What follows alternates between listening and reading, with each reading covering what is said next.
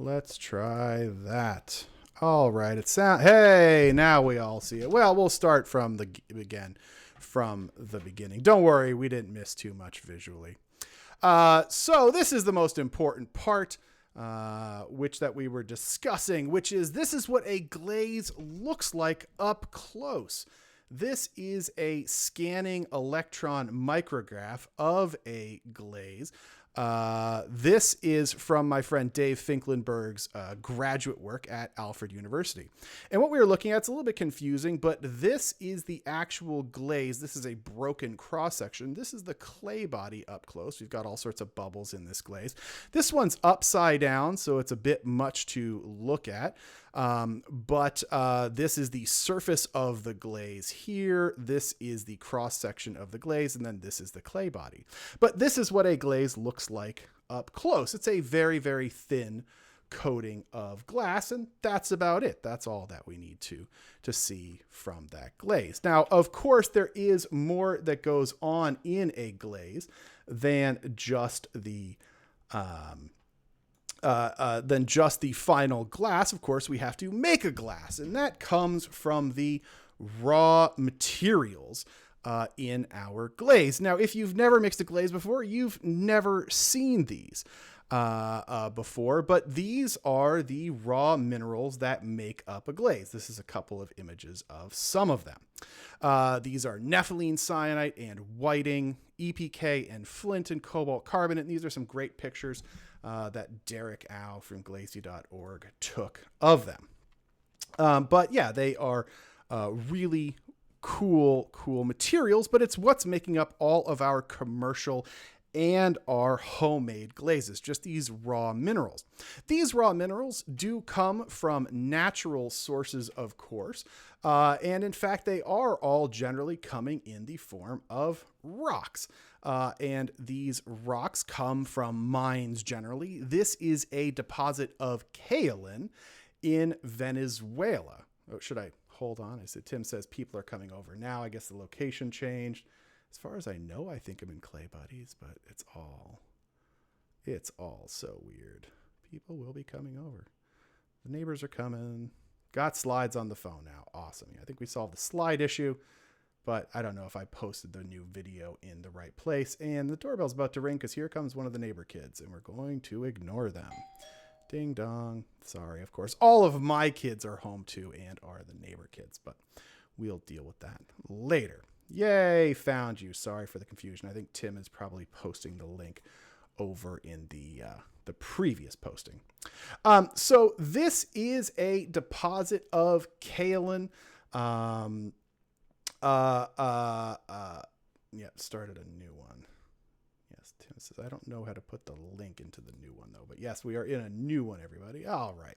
So this is a deposit of kaolin. Kaolin is the basic mineral that makes clay. Now, we all think of clay as the stuff that we're throwing and building with, but clay is actually based in a mineral called kaolin, which is a rock that is mined out of the earth and ground up into those fine powders that we see. Those very fine powders are all just ground up rocks and minerals.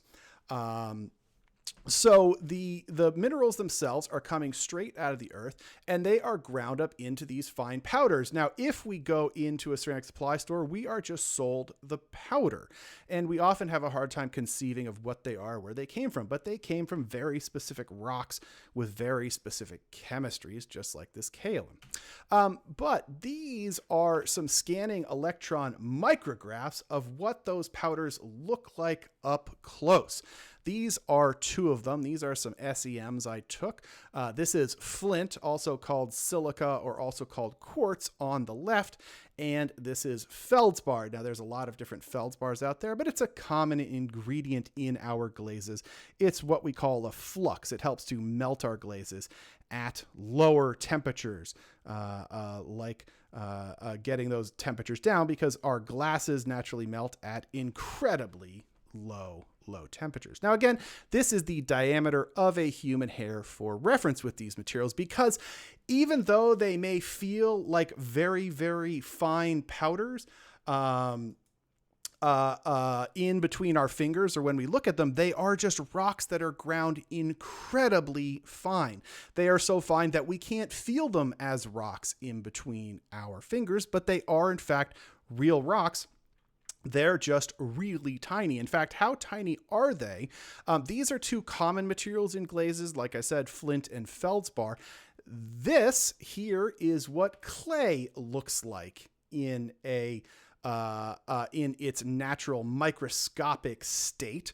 But clay is incredibly, incredibly tiny. Now, we did just see it as that rock in that deposit, but this is what clay looks like, and it's a wide, flat particle, but it's even smaller than the feldspar and quartz. You see this little rectangle drawn in here? That is the actual size of this box in comparison. Clay is incredibly, incredibly small and fine. But when we are making a glaze, we take all of these raw materials and we take a formula. We take that formula, and if you are batching on your own, there are lots of places where you can get formulas. Of course, my personal favorite is glazy.org, glazy.org, and it's a collection of glaze formulas and all sorts of information for learning about glazes. So you'll collect a formula, and you can go and buy all of these raw materials at the same ceramic supply store where you buy your clay. They'll sell you all the materials you need, and you take a formula and you weigh it out. And when we combine all of these individual ingredients, we get to the particular chemistry that makes this glass that is our glaze coating. This is a totally generic cone 10 glossy glaze formula here. This is one called 4-3-2-1, and it makes a nice glossy tan glaze at cone 04. And making your own glaze is super simple for those of you who have never made your own glaze and have only worked with bottled glazes. It is as simple as following the recipe. Of course, there's a lot more to learn than just that, but that is the basics of it, that all we need to do is to follow the recipe to make our glaze. Now, of course, we're here to talk about glaze application. And what our glaze application is in fact the application of this combination of minerals on the surface of our pot. And this cartoon version is Lois is saying can't post comments. There are comments, Lois, but they're coming through in the live stream. I'm not sure where they are. But Lois just sent me a private message that says she can't post comments, but I'm getting them in the live stream. So you might have to check with Tim as to where they're coming through, because I don't know on that one. So a glaze application is taking a whole bunch of these minerals, putting them onto the surface of our pot, and then putting them in the kiln to melt them, right? That's what we do in the melting process in our kiln. So we'll have things like clay, that's our hexagonal particles, and feldspars and quartz and calcium carbonate, all these materials coming together to make a glaze. And to see one of the coolest things that you've never seen before, this series of images here are some pictures from my friend Tom Lamb. Tom is one of the coolest guys I know. He currently runs a scanning electron microscopy. He works for scanning electron microscopy at the Smithsonian Institution in Washington, D.C. And what we see here is a series of images of a glaze melting. You see, this is from Tom's work when he was a student at Alfred University. And at the university, we have something really cool, which is an incredibly powerful microscope called an SEM with a kiln inside of it. And so what we can do is we can take a glaze formula and we can watch the glaze melt. Okay, so this is really, really cool. So what we are looking at here, we'll start in the upper the upper left-hand corner. And what we see is these are all those same raw materials. These little specks are clay in our formula. Then these big chunks are feldspar and flint and whiting and all the other ingredients in our glaze formula. But right, and we can see, like, let's just take a second, and we're going to put our eyes right on this big chunk here in the corner.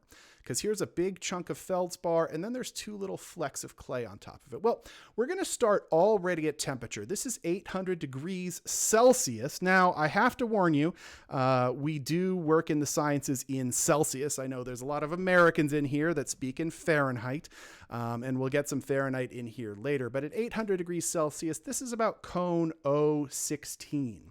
All right, so we're at 016 already. So this is quite hot.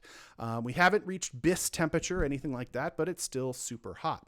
Then we're going to start increasing temperature. Now, as we go up to 1050, this is about cone 05. So this is around bisque temperature.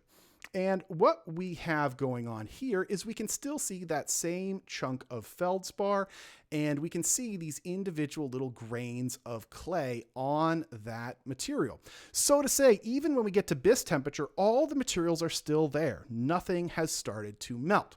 So we're going to keep increasing temperature. We're going to go up to 1100 C, 1175, and even 1200 C. 1200 C is about cone 4. So we're about cone 03, about cone 01, and about cone 4. Celsius, I'm doing the cones. I know everybody's shocked at the Celsius. So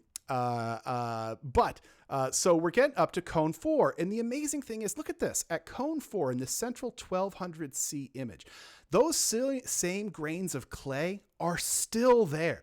Nothing has started to melt and nothing has started to change. Now, I should contextualize that this is a cone 10 cone 10 glaze, okay? But at 1200 degrees Celsius, that's at cone 4. So we're about 6 cones under our peak temperature, all right? And we can still see all the individual items that were there at lower temperature because nothing has started to melt. As the temperature goes up, 1250 C here, so this is about cone 6, now things are starting to melt. They're starting to turn into one large homogeneous mass at 1270 and 1300 and at 1330. We can see that everything is melting and has finally formed our glass as we get up to cone 10. But the important detail is that it is just a collection of minerals, right? That's all that's going on, that we get all of those minerals melting together to form our glass. And that is what makes a glaze. It is just that simple. We just need to get the right combination of minerals. But one thing to note when we're talking about glaze firing is that we always have this assumption that just everything's melting all during the glaze firing, but that is not true. We really don't get any worthwhile melting until the last 100 degrees C of the firing. That's 180 degrees Fahrenheit, or the last 6 to 8 cones. Up until then, we're just building up the temperature inside our kiln. But we're here to talk about application.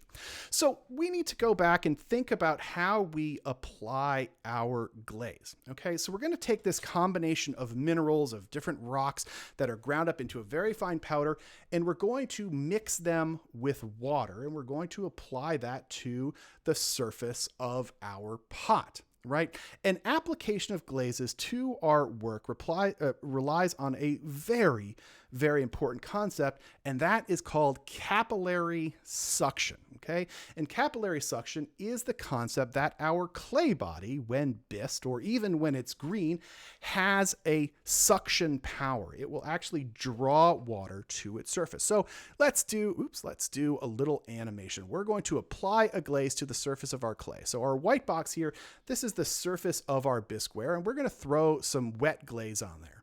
And that capillary suction is going to draw the particles in that wet glaze to the surface, and it's going to absorb water. You can see how our clay body has now changed color because it has absorbed all the water in that glaze. Then we pull the pot out, and what happens is we now have this collection of particles that have built up into the surface. And that is what we are going to melt to form the glaze. But of course, we're not quite done there yet. We still have to dry the piece. You see, the reason why glaze application dries so quickly is because of capillary suction. The clay body is sucking all of the water out of that wet glaze and into the clay itself. Okay, so now all that water is in the clay body. So our clay is now saturated with water. And that's why it dries so quickly. It's not through evaporation, the water going out into the atmosphere. Now, that's not to say that evaporation does not take place. In fact, it does. Eventually, before the piece gets fired, the water comes back out in the form of vapor and does dry up in the atmosphere, just leaving us with this coat of raw materials on the surface. Now, we do have to make one note that if you are trying to reglaze a piece, if you've ever tried that before, you'll know that it's exceptionally difficult to do. And that is because our clay has been vitrified. It has been melted into glass, and high temperature clay bodies are in fact melted into glass. Well, this is a huge problem if you are trying to reglaze, because when you have vitrified the clay body, it no longer has capillary suction. Okay, it can't draw water in, and so instead it's waiting for the water to evaporate, which is a very slow process, which is why the one way to get glazes to stick on reapplication is to heat the work up. You are trying to make the work act as a radiator to force the water to evaporate, but that's something we can talk about a little bit later. So right now we've dipped our pot into the wet glaze and we get this collection of minerals on the surface. Now that's a dip application. Of course, we do have some other methods of application to consider. One would be a spray. Okay, a spray application is pretty simple. We take the same wet glaze and we put it through an atomizing spray gun. What this spray gun does is that it breaks up our wet glaze into little pellets. They're little tiny pellets. They're very, very hard to see with the naked eye, but they are little pellets. Now, like I've drawn down here, it's just a collection of those same minerals, but the pressure of a spray gun forces them into little pellets, and they sit on the surface of that clay. And that's all that's going on with a spray application, right? We're just taking that and we are and we're just making it into those individual little nodules of glaze. But that's all that's going. Spraying is a good way to get a very, very consistent application. Although it may seem like a dip is a good, consistent application, it really has a lot of issues with it because we can get different levels of absorption or capillary suction inside our clay, but with a spray, we do tend to get a very, very even coat, and that's what it's good at.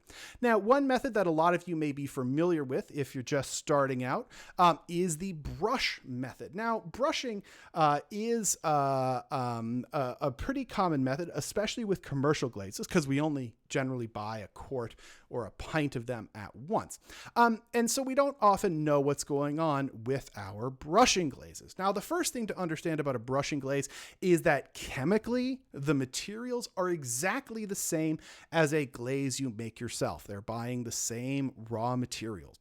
What they're doing with a brushing glaze is that they are mixing it up with a certain amount of water and some suspension aids. This is to keep the glaze from settling at the bottom. You see, like I said, all of those minerals that we're using are in fact tiny little rocks, and rocks don't like to float in water. They are going to sink to the bottom of the bucket if you let it sit around. So they will add suspension agents to the glaze to help keep it suspended. They also add some materials that'll help to delay water absorption. Like I said, if you've ever worked with a dipping glaze, the glaze will dry almost instantaneously. Whereas with brushing glazes, they tend to stay wet for a little bit longer. This is because they add in some chemicals that make it so the clay body doesn't absorb the water very quickly. And so you can push it around and try to get it more even. Although on that story about the evenness of glaze application, brushing is about as bad as it can get. It is definitely a difficult way to apply glazes. And it's going to give you a fairly inconsistent coat.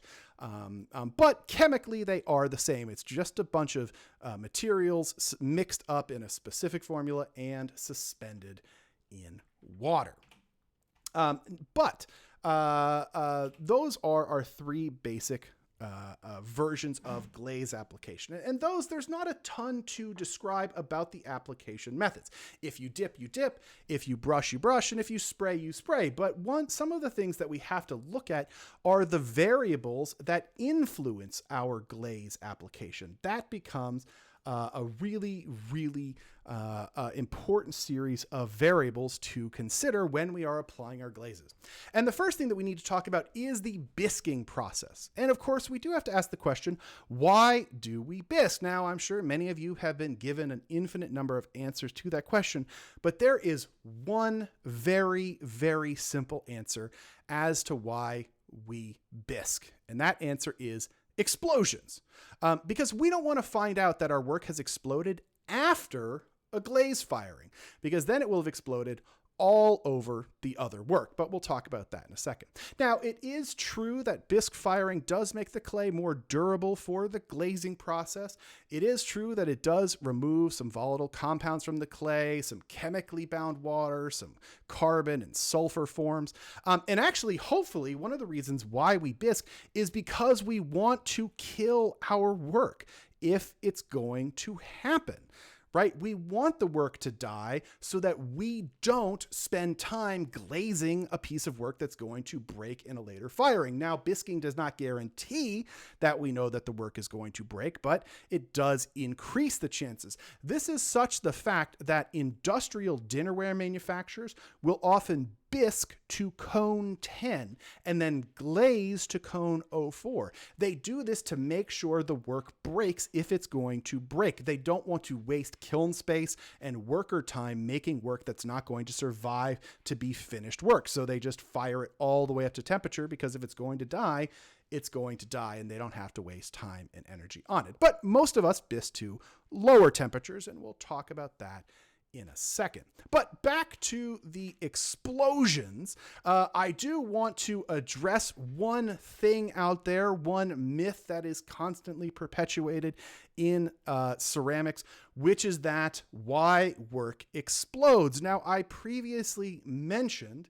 that work explodes because of water, or that work explodes in a kiln, and that's why we want to bisque. But the reason why it explodes is not because of air pockets. Now, I am a man of science. I don't peddle in myth or rumor. I don't care about it. Not to be mean, but I don't care what you may have been told by a previous teacher. If they told you that air pockets are the reason why ceramics explodes, they are wrong. 100% absolutely wrong. Sorry, neighbor kids are trying to get my kids to play, but later. Work 100% of the time dies because of water. More specifically, because of steam. You see, steam creates pressure. In fact, steam is such a powerful material. Steam is how most electricity is generated in the world. In fact, nuclear energy, nuclear reactors are just giant tea kettles. They are just there to make steam. They create a lot of heat and boil water, which moves turbines. The same thing is going on in coal-fired power plants and natural gas-fired power plants. But your work is exploding because of steam, not air. You see, air can get out really, really easily because of the capillaries, right? That clay body has capillaries, which is an open network that goes all the way through your clay body. And the air can... You have to tell the kids to go home. Because air can get through all of those capillaries, but steam can't. You see, steam gets into a roadblock.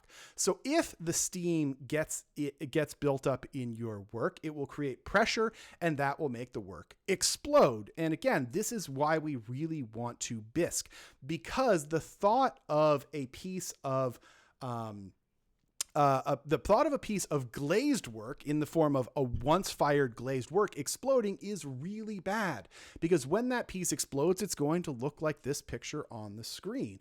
And in fact, what will happen is you will get shrapnel of glazed pieces everywhere, on your work, on all the surrounding work, on the shelves, on the walls, on the elements, everywhere. And you might not find out about it until after the firing is done. And that means you've got glazed chunks on everything in your kiln.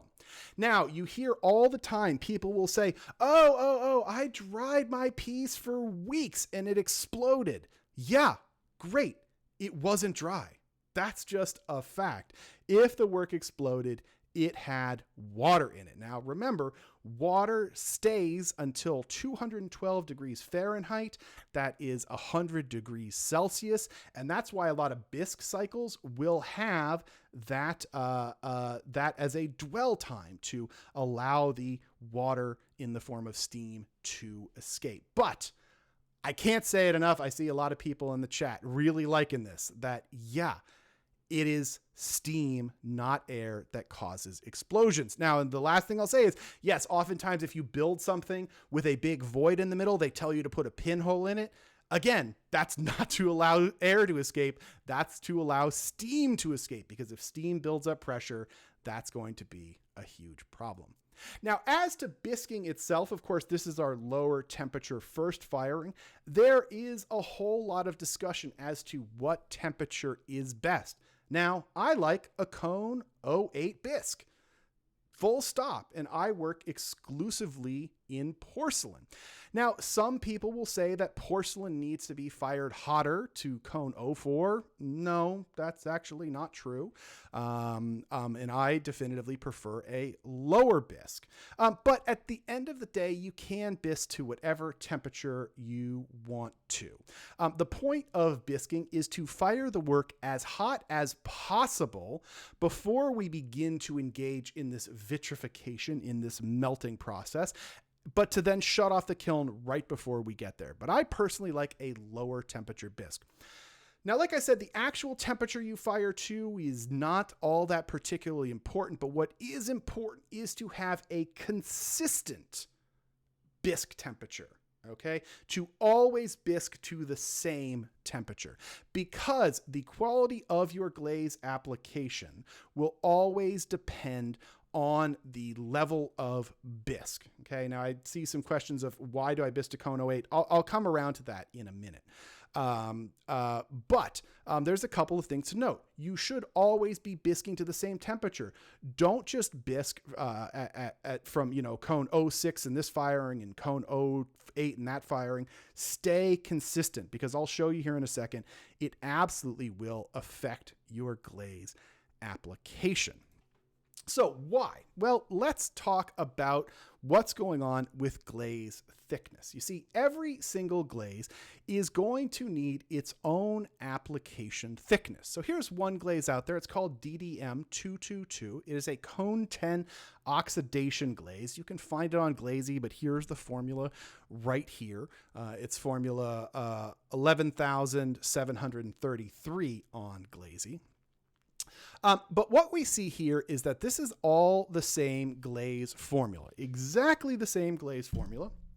They were all mixed with 60 milliliters of water for a 100 gram batch. Now, this is the first thing I want to emphasize. You should be weighing your water if you are mixing your own glazes. 100%, if you are mixing your own glazes, you should be treating water content as a constant. And if you are working with commercial glazes, they should be using the same amount of water in every batch, but we don't have a lot of control over that with commercial glazes, but we'll talk about how to monitor it and control it in a minute here. But what we see here is the same glaze from the same batch I just changed how long I dipped each tile for. You see, this is a quick application.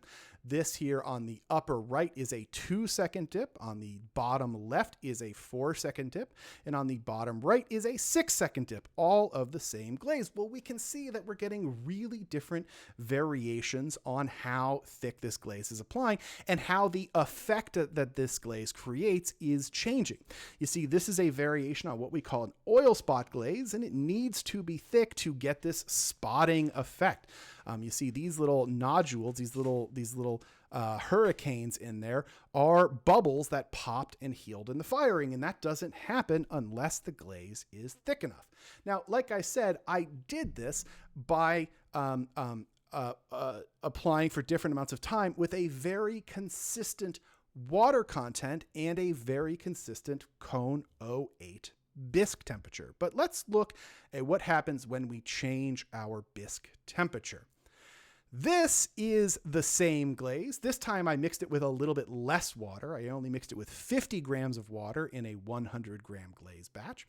But what I have here are two different sets of bisque temperatures. On the top row, all the tiles were bisque to cone 08. And on the bottom row, these were all bisque to cone 04. Okay, then again, I did the same application time. This is a 2-second dip, a 4-second dip, a 6-second dip, and an 8-second dip, and they all look radically different. Why? Because on the different on the different application times and the different bisque temperatures, we are getting different levels of absorption. Okay, because that capillary suction is corresponding to absorption. You see, the lower we bisque, the more absorption your clay body has. And so the more glaze particles stick to the surface. Okay, and this is a really important concept. That's why we get this absolutely different thickness in application. Now you can see as we go to the 04 bisque with an 8-second dip, it's starting to look like the cone 08 bisque with a 2-second dip. But it took a 4 times longer application. And again, that time of application was exactly the same. The clay is exactly the same. The glaze batch is exactly the same. Okay, these are all the same thing. The only difference is that these were bisque to cone 08 and these were bisque to cone 04. Just the change in your bisque temperature will give you an incredibly different variation in absorption and in performance. Now, again, to put that into context, here is an 08 bisque. Now, when I bisque, jumping ahead.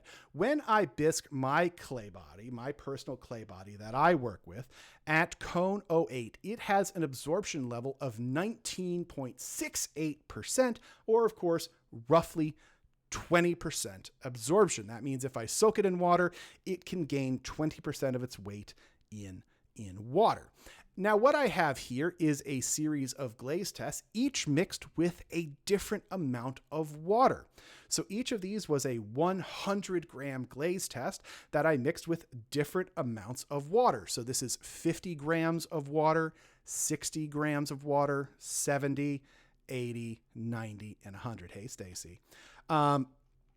And then they were all applied for that same 8-second dip. And of course, again, now we're looking at the same bisque temperature with different water content, because water content is the second variable that we need to consider when we are talking about how our glaze application functions. Because the less water there is in our glaze, say at 50 grams, what that means is that we get more water being absorbed, which means more glaze particles being drawn to the surface and making a thicker coating. Now, we can even see that in the way that these run.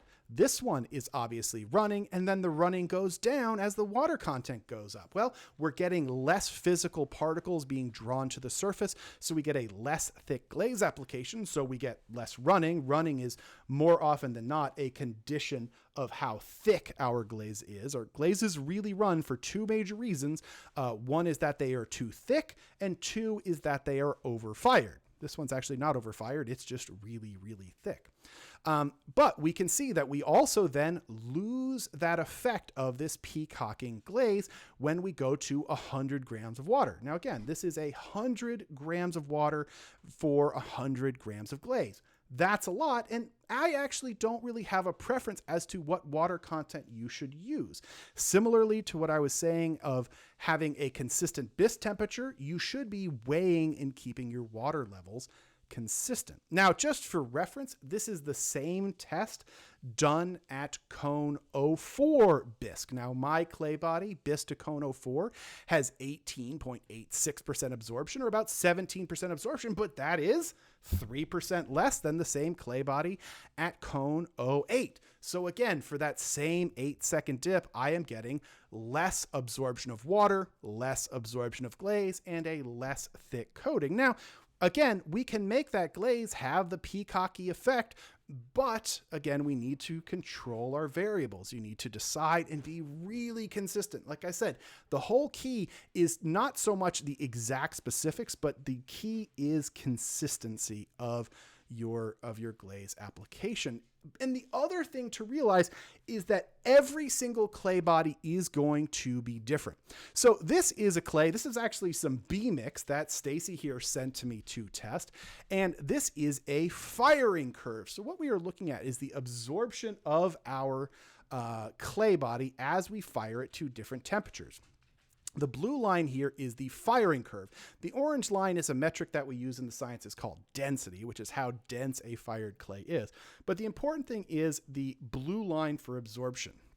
You see, at cone 06, B mix has absorption of 15%. Well, that's okay. There's nothing wrong with that one way or the other. But for contrast, my clay body at cone 08 has absorption of 20%. So my clay is going to have a lot more absorption at cone 08 than Stacy's B mix is at cone 06. Similarly, at cone 04, though, Stacy's clay body drops way down to 11% absorption at cone 04, whereas mine only drops down to 17% at cone 04. Is this a problem? No, but it is actually going to make glaze application more difficult. You're going to need to do more coats or longer applications to get a more consistent application, because how open that clay body is, how much water it's drawing inside, and how many particles it's drawing to the surface are going to control the fired quality of that glaze. So every clay is different, and I cannot overemphasize that. And I'm not just talking about my clay body versus Stacy's.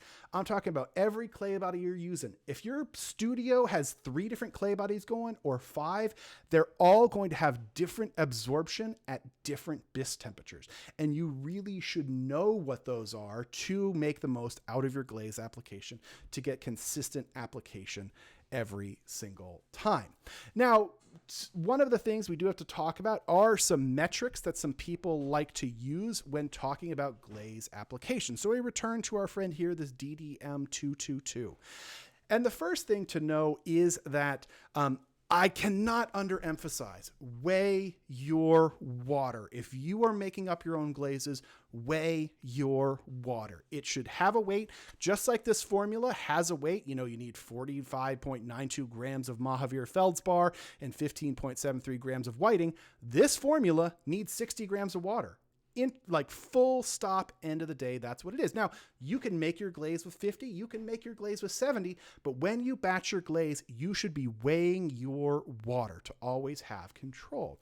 Now, not all of us have the same control of mixing our own glazes, and sometimes we are left with commercial glazes, and that brings up a metric called specific gravity. All right. Now this you might see a bunch of numbers and calculations, and now all of a sudden everybody's eyes might start rolling back in their heads, but stick with me. Okay. I swear it won't hurt too much in the end.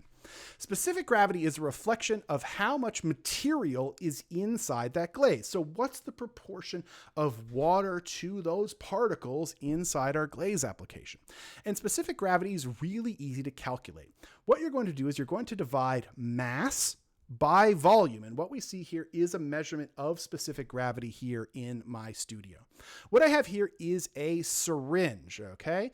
This is a 60 milliliter syringe that I filled with 50 milliliters of glaze. So that becomes my volume, 50 milliliters. I then weighed my syringe. Actually, I zeroed out my scale, so it doesn't count the weight of the syringe. But then I weighed it, and what I found is that 50 milliliters of glaze weighed 86.09 grams. So that becomes my calculation, 89.06 divided by 50, giving me a specific gravity of 1.72. Now that number might not mean a lot to you. To put it in perspective, water, pure water, has no particles in it, or at least it shouldn't. So it has a specific gravity of 1, and the higher the number goes, the higher the proportion of particles in that glaze compared to water, okay? And that becomes the variable, how much water to material that we want. Now, you can use specific gravity on your commercial glazes. That with a commercial glaze, you can use a syringe or something else that measures volume, hopefully in liters or milliliters. Don't try to use cups, then it gets a little bit complicated. But if you can measure volume and mass, you can calculate specific gravity. Okay. And it can help you maintain your glaze in the long term. So say you're working in a studio and it's got a big buckets of glaze that are being used by dozens of people or even by you over time. Water is going to get evaporated and the glaze is going to change its behavior over time. Well, one thing you can do is go back and measure the specific gravity and say, is this still the 1.72 that it's always been, or do I need to add some more water to get it back to where it needs to be? So specific gravity is really good for long-term metrics of glazes. But one thing to understand is that each and every glaze is going to have its own specific gravity. Okay, so you can't go and say, oh, every glaze out there should have a specific gravity of 1.7. No. Every single formula is going to have its own specific gravity. So the really important thing is to maintain consistent specific gravity. And the next thing to understand is that specific gravity can lie to you. Here is the sample we were just looking at. We can see its weight is 86.09. And here is another sample of the same glaze. That's weight is very, very similar, almost exactly the same at 86.43. They both have the same specific gravity. But watch this.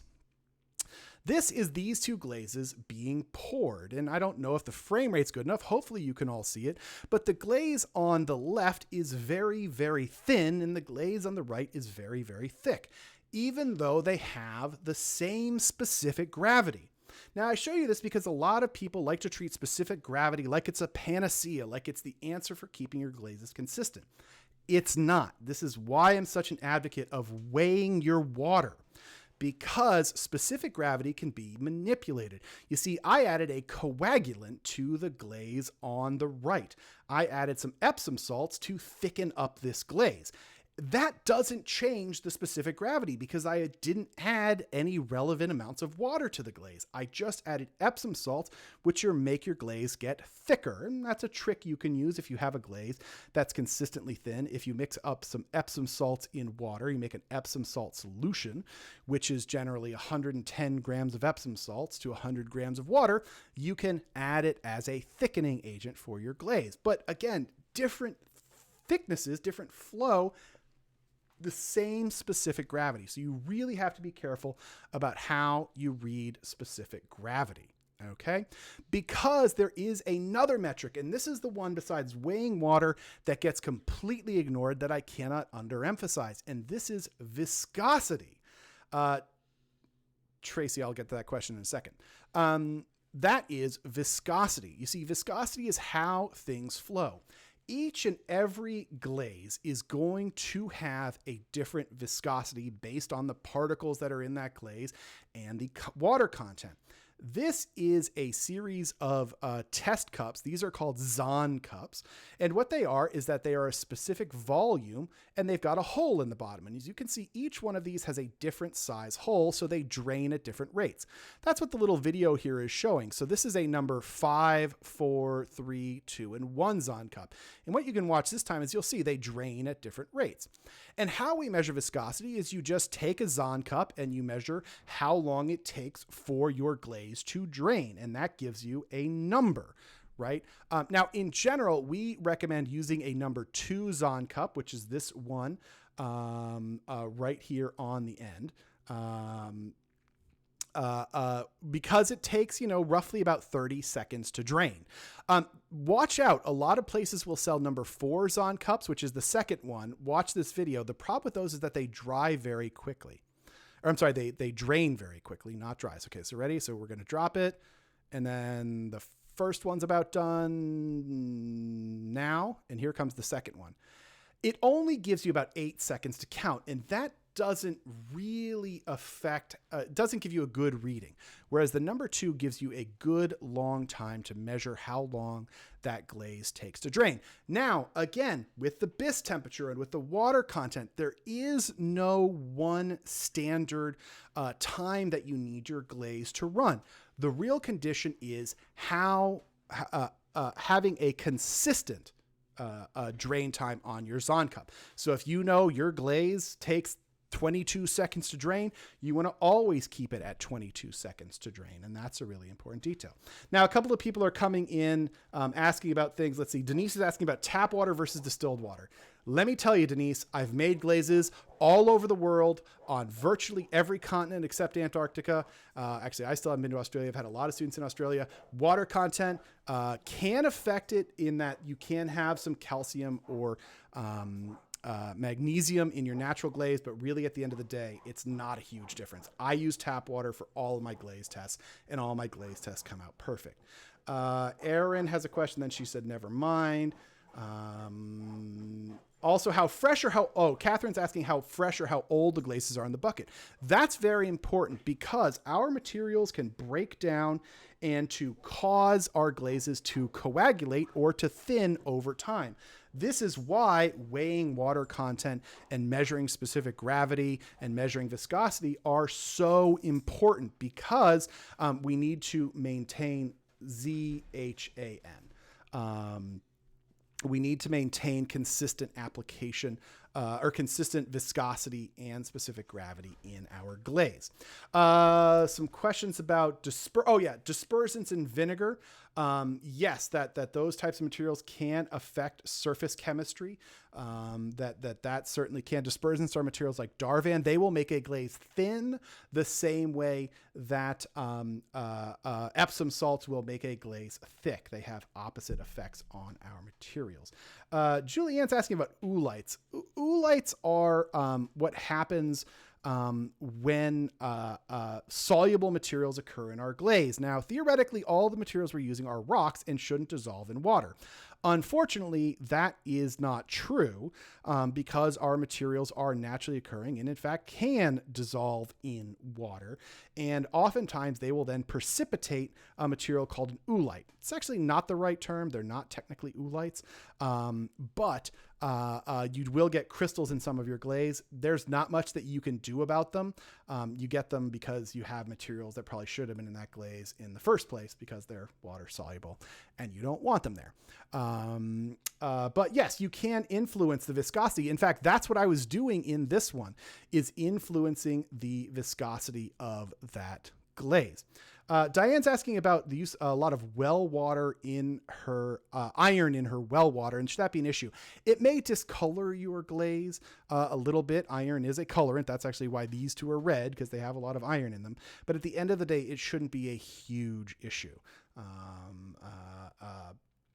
as far as the physical performance of your glaze. Alrighty, well, I will more than happy to answer any questions, but wrapping up the formal part, and hey, I came in at exactly an hour with even our technical issues. Understanding your glaze application comes down to understanding your materials, and it is both your clay and your glaze, okay? And you do need to consider things like your application method. what kind of clay. Remember, every single clay is going to be different. They are going to have different absorption levels, and probably you want to measure the absorption of your glaze when you start. Oh, Julianne, they are lying to you, but we'll get to that in a second in question and answer. The type of clay makes a huge difference. The bisque temperature makes a huge difference. That you really, really want to keep those consistent. Like I said, I have my preferences. I'll talk when we're done here about why I like a cone 08 bisque before we let go.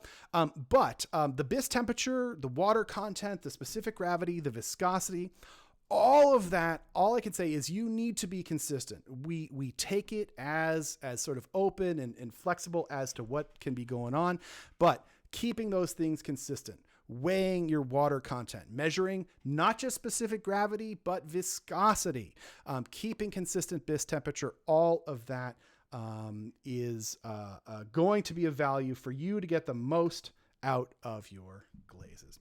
All right, everybody, I'll keep the stream open. We've got questions coming in, so I will turn to those.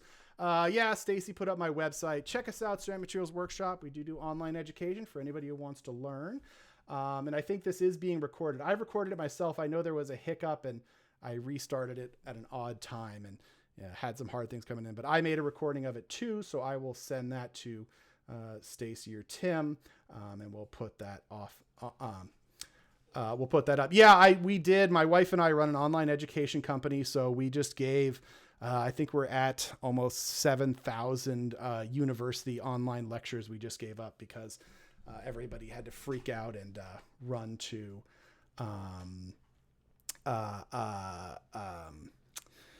online teaching really quickly. Okay, so I will put this out there because Corey Sandler just emailed me. We do have an online glaze class that starts on April 1st. She was asking if there is a coupon code.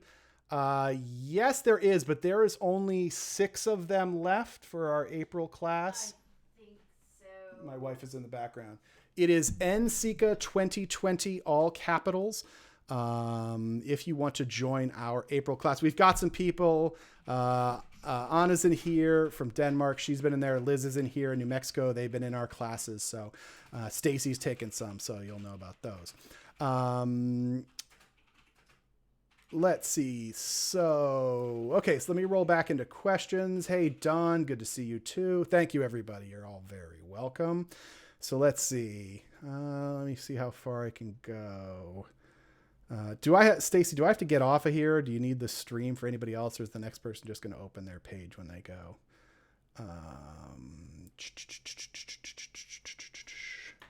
Hold on one second.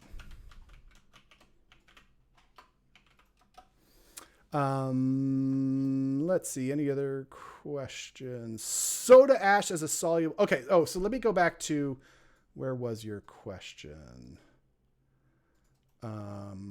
Here, actually, let me stop I'll see if I can stop the screen share and I'll go back to the camera. Let's see. Not that anybody wants to look at me. Oh, did I break it or is it doing my dumb face? Uh-oh. Can't find. Uh-oh. Well, let's go back to screen share. It says it can't find my camera and microphone. Can you all hear me? Check, check, check, check, check. Greg already started. Oh, okay. Sorry. You're welcome, Maribel. Good to see you. There was a question here. They all came rolling in. Now I got to roll back.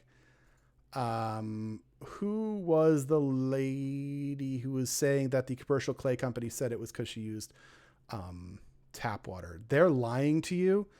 Hey, Brian, I'm losing the conversation. There it is, Julianne. Yeah, they're telling you that because they're putting water soluble materials in their glaze.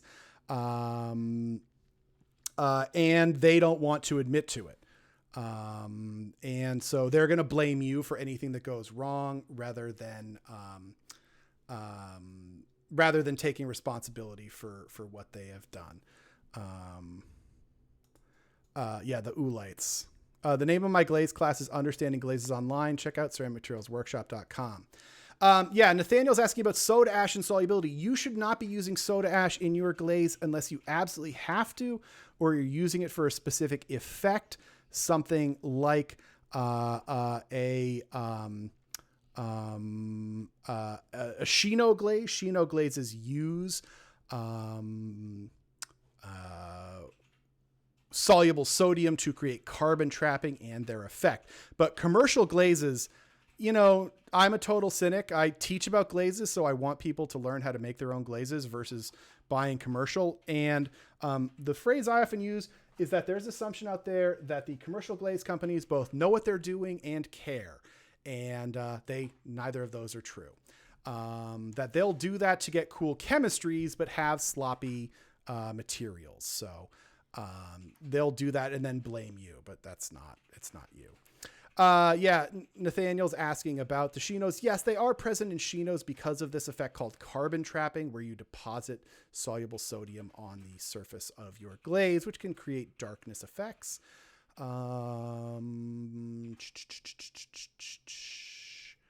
Let's see. You're all very welcome. Oh, I sound like the Alton Brown of ceramic materials. That's very nice. I've turned glaze voodoo into science. That's my goal. That's what I do. You know, we're trying to translate ceramic science into English for real working artists. Sorry, I'm scrolling back, trying to get everybody. Could one make their own Zahn cup? Nadine is asking. I would not do that. You can buy them on Amazon for relatively cheaply, but you really want to have a specific volume with a specific diameter of hole. You could fake it till you make it, but no, I would probably just buy one for the sake of it. So Susan says, I pay attention to my specific gravity depending on my glaze. Oh no, it just disappeared. Oh, this chat's moving too fast. I lost that one. I'm sorry, Susan. If you're still around, put that on. Corey says, BIS temperature is a game changer. Absolutely. Let's see. Just going through the chat. Michelle, when your course starts, yeah, you're starting whenever your faculty member says that it starts. Let's see. Superclass, thank you. You're welcome. Nadine. Tina just signed up. Yes, you did. Glad to have you, Tina. Jody says, do we measure the absorption rate of the clay at Bisque by doing test tiles that you showed, or is that info from the manufacturer? The manufacturer may give you that information. It is pretty simple. If you just take a test tile, weigh it dry, then boil it for 2 hours, then let it cool down to room temperature, wipe off the surface with a damp sponge and weigh it again. The weight of the wet test tile versus the dry test tile will give you the absorption level. Marianne's asking, can you use a cone 6 recipe on a cone 10 clay being fired to cone 6 program? It is vitrified. Yeah, you're most likely going to get crazing because the clay body is going to be under fired at cone 6. Anyone who says that cone 10 clay bodies are fine at cone 6 is lying to you. They're going to be under fired. Most cone 6 clay bodies or clay bodies that are listed as cone 10 to cone 6 are a lie. They are just telling you that it's okay to underfire your cone 6 clay. Greg started. Great. Brian. Hey, Brian. Good to see you. Yes. Recommended books. Yeah, moving on. Linda Bloomfield's got some decent books. My personal favorite books are Clay and Glazes for the Potter by Daniel Rhodes, Ceramic Science for the Artist. They're both older and they're harder to find. And there's a book called, oh my God, what's Parmalee? Oh my gosh, it's by Cullen W. Parmalee, and now I'm blanking on the name. But I like Parmalee. They're all older books. There aren't any particular contemporary books that I particularly care for, although Linda Bloomfield's doing some decent things. Denise is saying, yes, we have mini workshops getting started.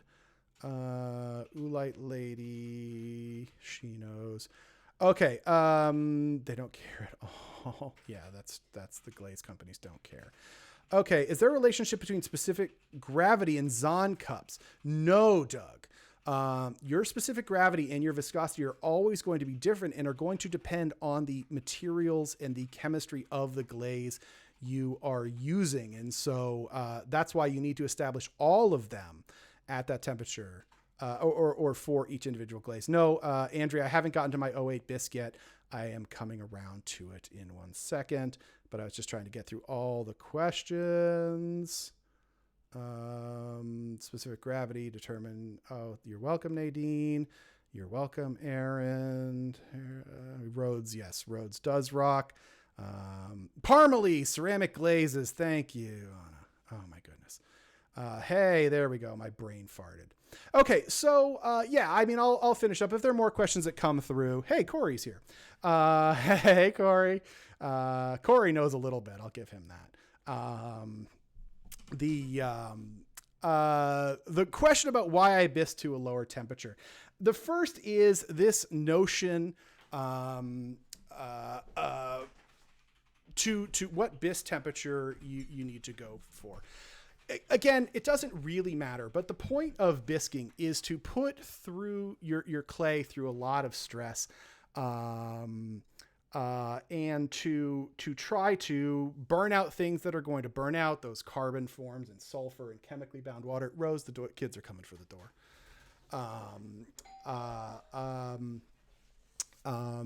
That all of that happens well before 1,000 degrees C, which is sort of a cone 06. You know, you'll often hear this notion that oh, you need to burn out certain materials from your glaze, and that's why you need to bisque hotter. That's mostly nonsense. The one exception with that is that if you have a red body, a darker body, that there can be some gunk that sticks around, but almost all that stuff is gone before cone 06, and even long before then. So the notion that you need to bisque hotter, I saw somebody did mention pinholes. Yeah, that's just not true. Pinholing is a complicated subject, but pinholing is generally not what people think it is. Pinholing is actually 3 different problems. There is the condition of pinholing, then there is blistering, and then there is pitting. Pinholing is an application problem, and that's why the higher temperature bisque doesn't work. I always see bisque higher if glazing is pinholing. Yeah, it's not true. You actually get worse glaze application. So that rate of suction in that little animation that I was showing, if you bisque lower, it's going to draw the particles to your clay body surface faster, and it's going to give you better particle packing in your glaze. And pinholes, the actual effect of pinholes, is an application issue that you get more air pockets in between your individual particles in the glaze, and that will create bubbles, which will evolve into pinholes. Blistering is a separate problem, which happens when you have iron or copper in your glaze, which will decompose at high temperature and cause a bubble that will pop late in the firing.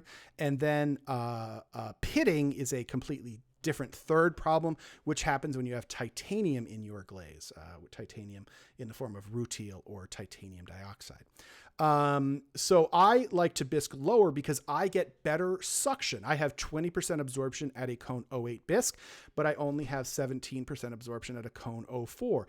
And that higher absorption pulls those particles to your surface faster and more intensely and packs them even tighter, which gives you a better glaze application with less pinholes, right? And I cannot underemphasize how important that is to get a really tight particle packing on your glaze application. I mean, application is a huge deal. It's a long conversation, but that's why I like a low bisque. And the last thing I'll say on it is that, you know, Derek Au, who created glaze.org, he lived in Jingdezhen, China for many years. And he reports to me that everyone there bisques at cone 013, even lower. And that the lower bisque temperature, that nobody there even knows what pinholing is, was his phrase. Liz is asking, do I think 20% absorption should be the goal? Every clay body is going to have different absorption. That B mix from Stacy I showed you, what started at 17%, and that's just what it was.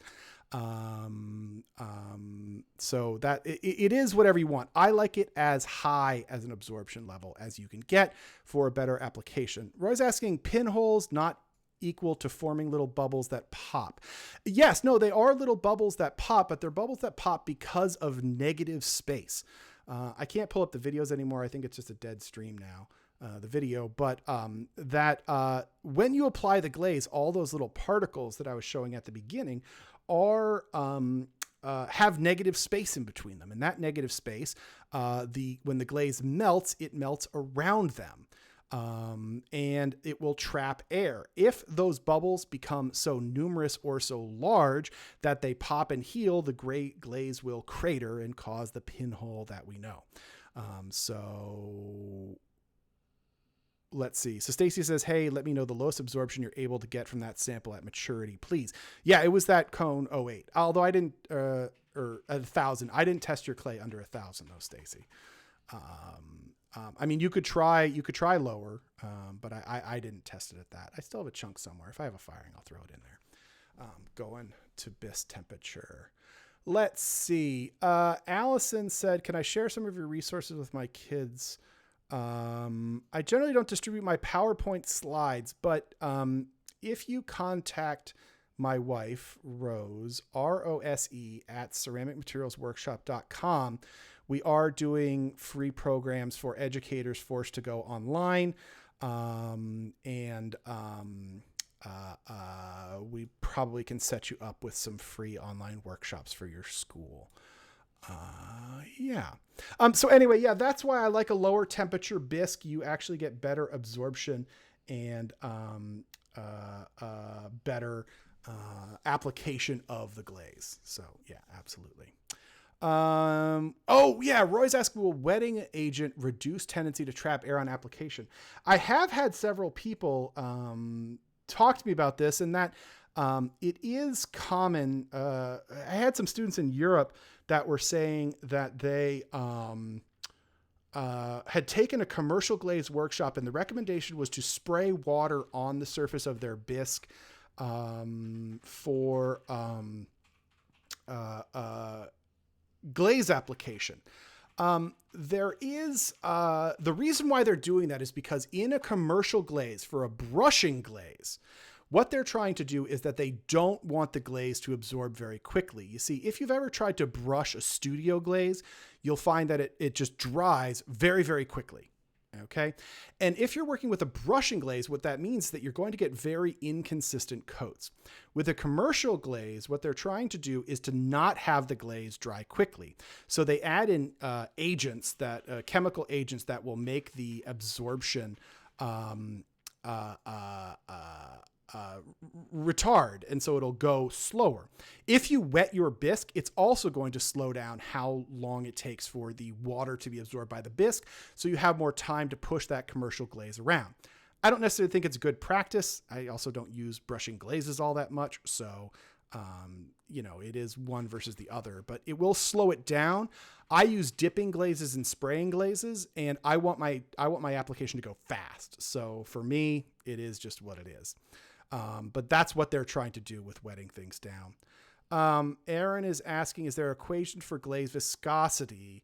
Like there's an equation for specific gravity. There's not an equation. It's literally just drain time. So if you have a glaze that you say you use it and it's always, and you've got a Zahn cup, or there's some other types of cups like a Ford cup. If you have a 30-second drain on that cup, you want to always keep it at a 30-second drain. Okay. It's not a magic number, but you just have this numerical representation of how long that drain should take. Because say the glaze has been thinned out, say you've added too much water, well, it'll drain a lot faster. And if you have too little water, it'll drain a lot slower. So you can add water, or removing water is hard, but you can try to do that. Let's see. Melanie Shaw is asking, what about the length time of the bisque? Is that incorrect? Or, oh, yeah, okay. So Michelle just jumped in. Okay. Sorry. Yeah. Stacy's telling me to shut up. I'll just say, yeah, that's all nonsense that you don't need the other. The bis. People say you hold it until it smells clean. That's all nonsense. It's all clean long before Kone 04 or even Kone 08. And then a Ford cup is just a different design than a Zahn cup. The most important thing is the diameter of the hole. Okay, I will wrap it up there. I am talking too much, but thank you everybody for stopping by. I guess this will go up on video here soon. If not, I'll post it on my YouTube channel because, like I said, I made a recording of it too. Yeah, once again, thank you everybody. I'll see you around Clay Buddies. All right, talk to y'all later. Bye.